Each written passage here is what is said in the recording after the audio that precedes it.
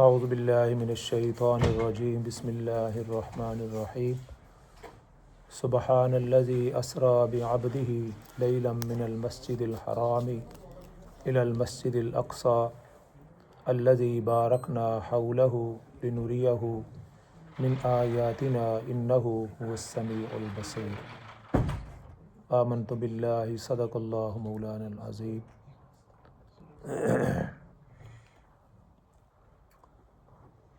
یہ 15واں پارہ ہے اور سورہ بنی اسرائیل، اس کی سب سے پہلی آیت جو ہے وہ میں نے آپ حضرات کے سامنے تلاوت کی ہے۔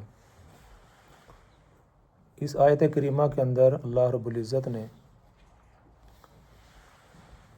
نبی پاک صلی اللہ علیہ وسلم کی سیر کا اور معراج کا تذکرہ کیا ہے۔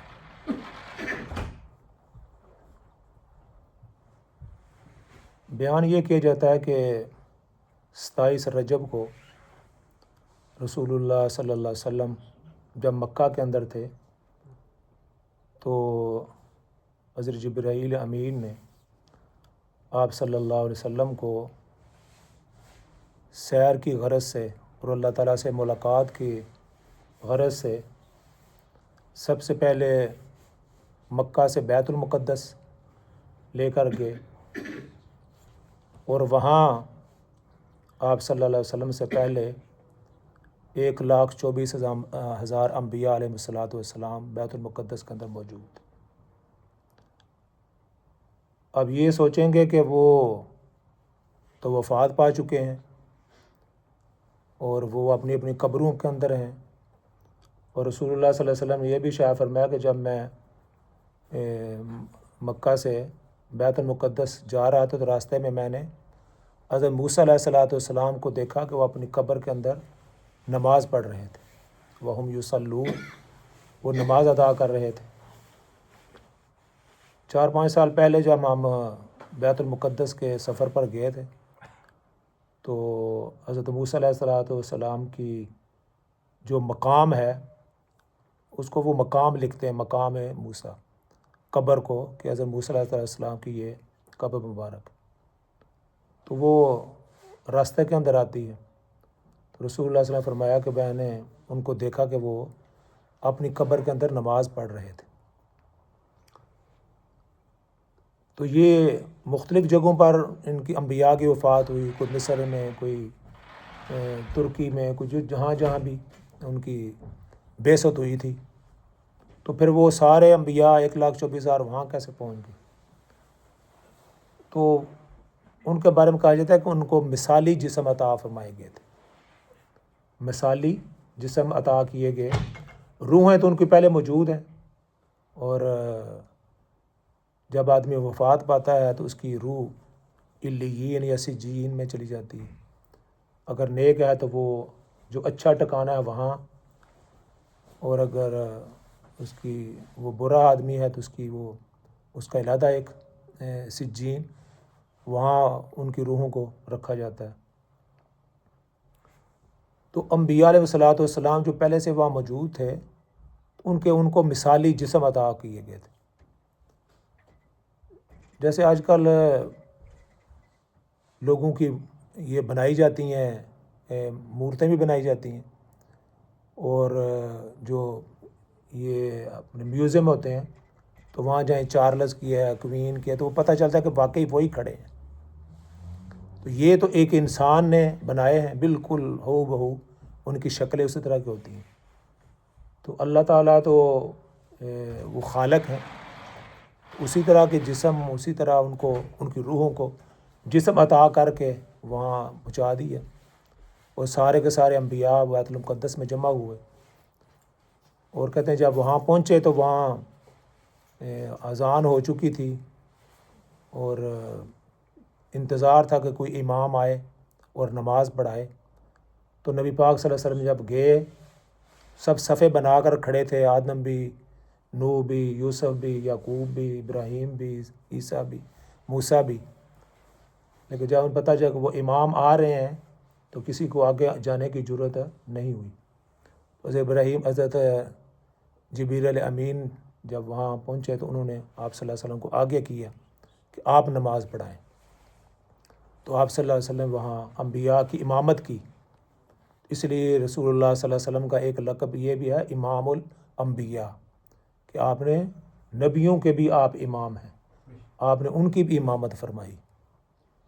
تو یہ اللہ رب العزت نے اس واقعہ کا ذکر کیا ہے.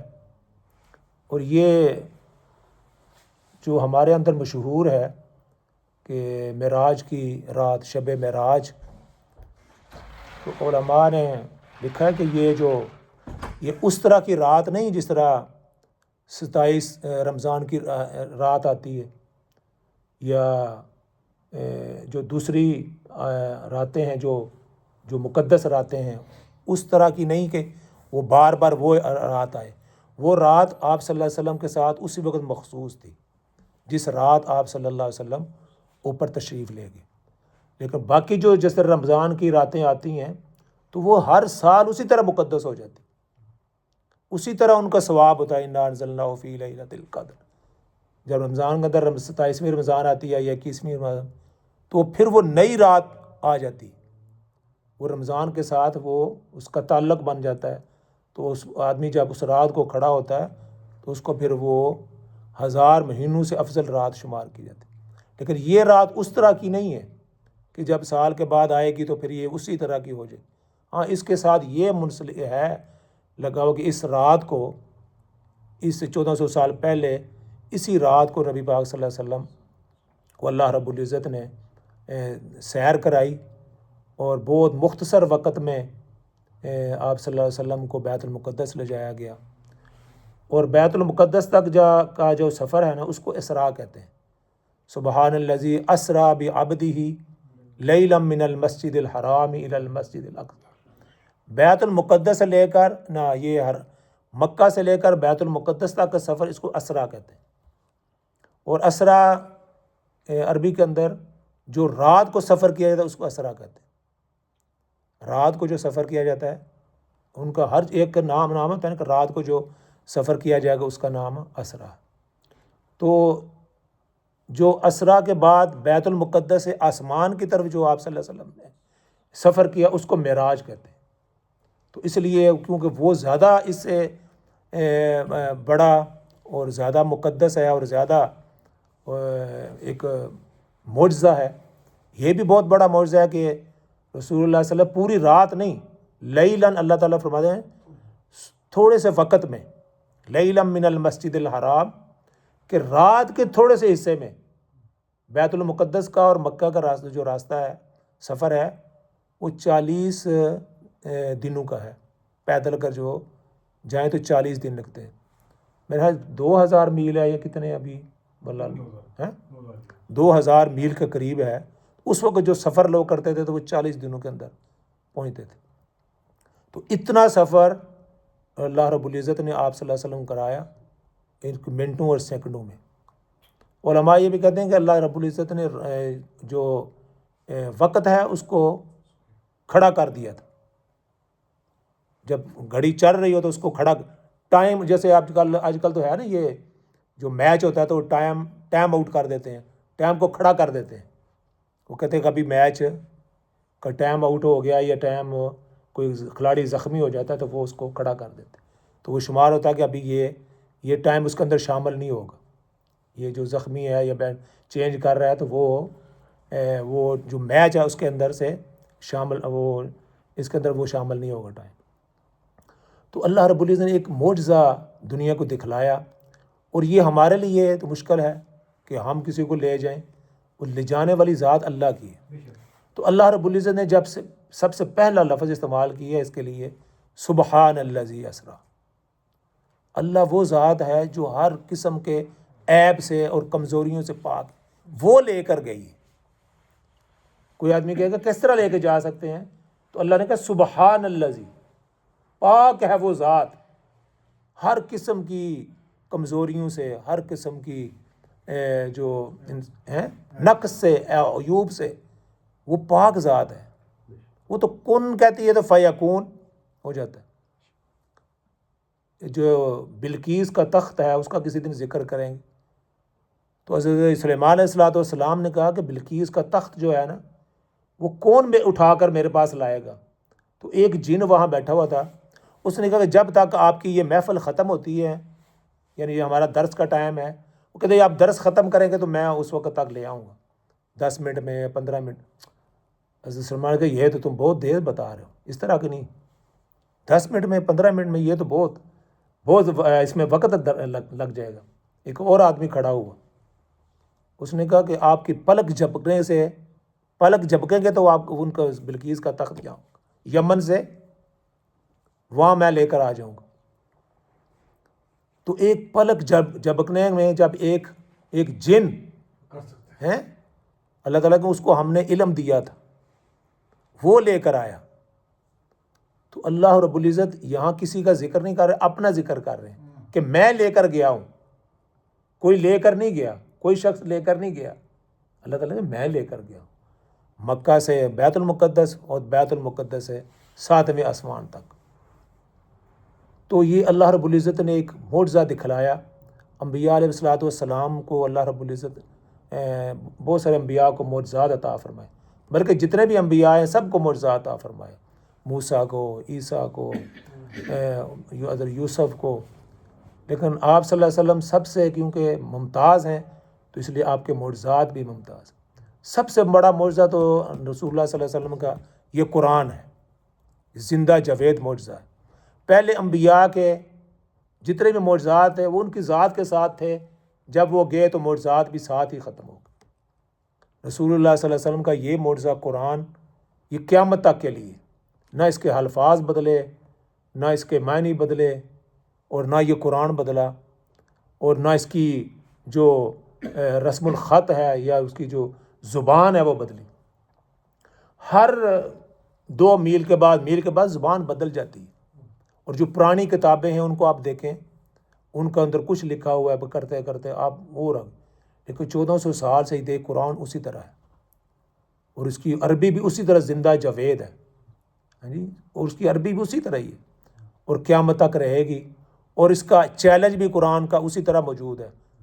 وَإِن كُنتُمْ فِي رَيْبٍ مِّمَّا نَزَّلْنَا عَلَىٰ عَبْدِنَا فَأْتُوا بِسُورَةٍ مِّن مِّثْلِهِ. اگر تمہیں اس کے بارے میں کوئی شک ہے کسی کو تو ایک صورت لے آؤ، بس اس طرح کی سورۃ من مثلہ، ایک صورت لے آؤ. اور یہ صورت کا اللہ تعالیٰ نے چیلنج ان کو دیا تھا جن کو اپنی زبان پر ناز تھا. عرب جو ہے نا وہ اپنے آپ کو بولنے والا کہتے ہیں، عربی کا مطلب بولنے والا. عجم کا معنی ہوتا ہے کہ گونگے ہیں.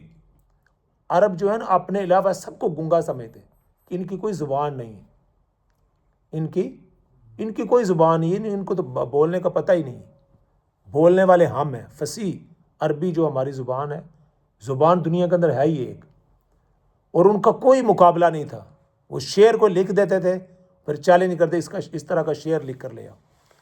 دوسرا جو شاعر ہوتا تھا وہ کوشش کرتا تھا اس کے مطابق.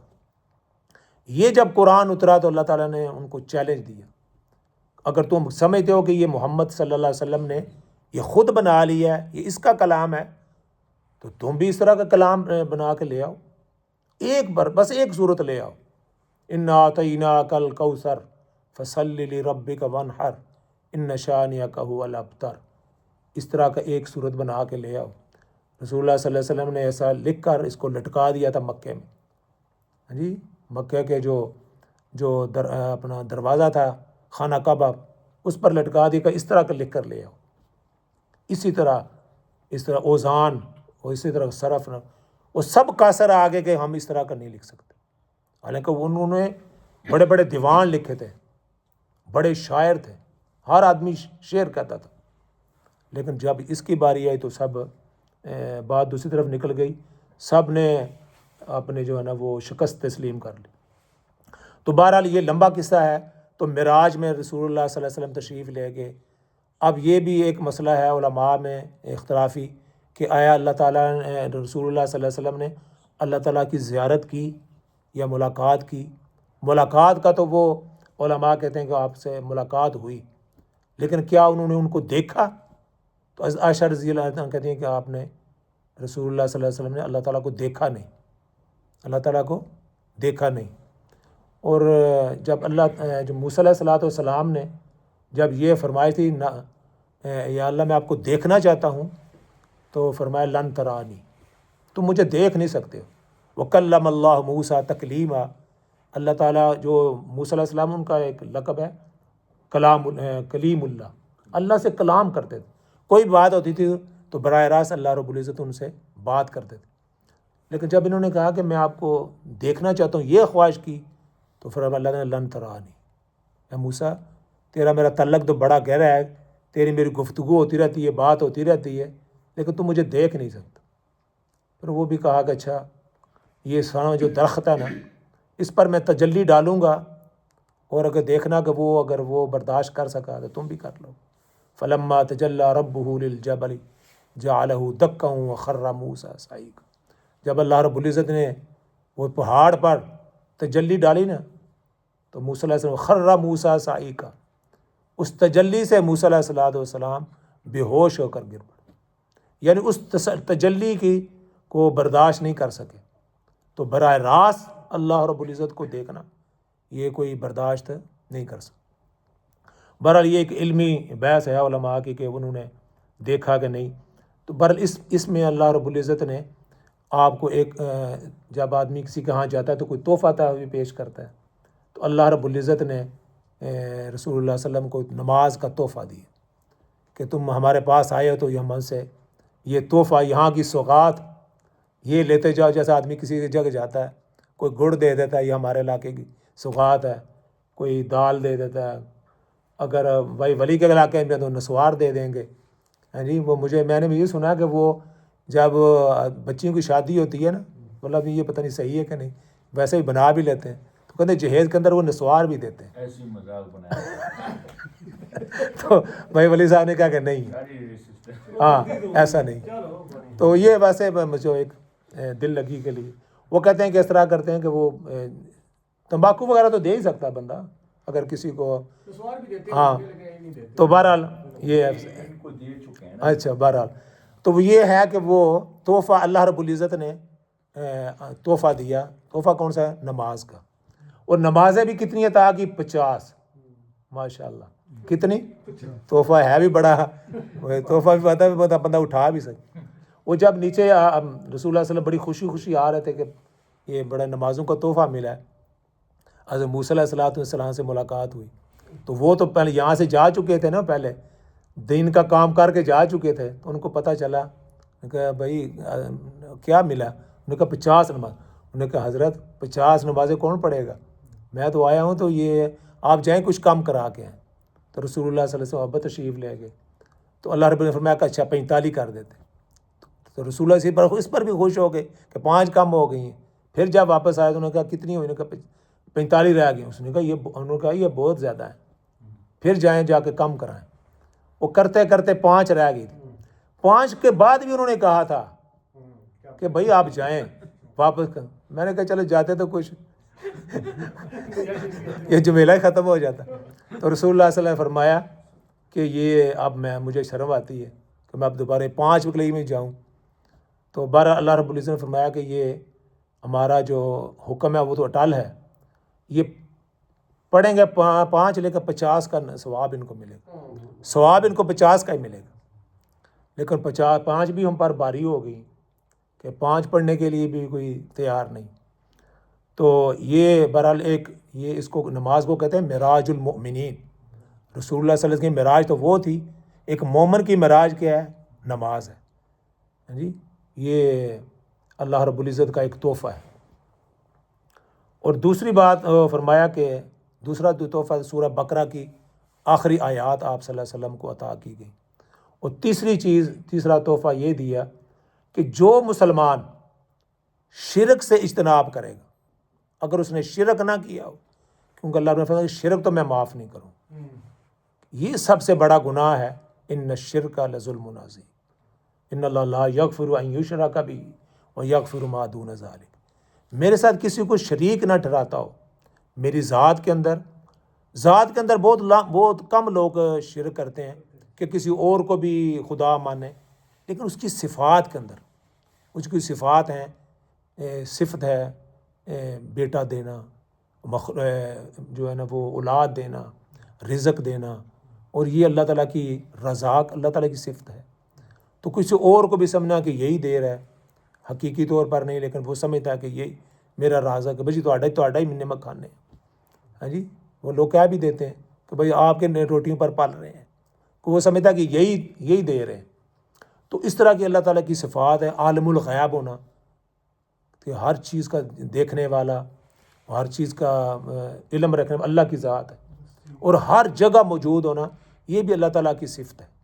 کوئی بات نہیں کہ فلاں آدمی بھی یہاں موجود ہے، فلاں ہمارے پیر صاحب بھی یہاں موجود ہیں، یا انبیاء بھی یہاں موجود ہیں، تو یہ بھی اللہ تعالیٰ کی جو صفت ہے اس کے خلاف۔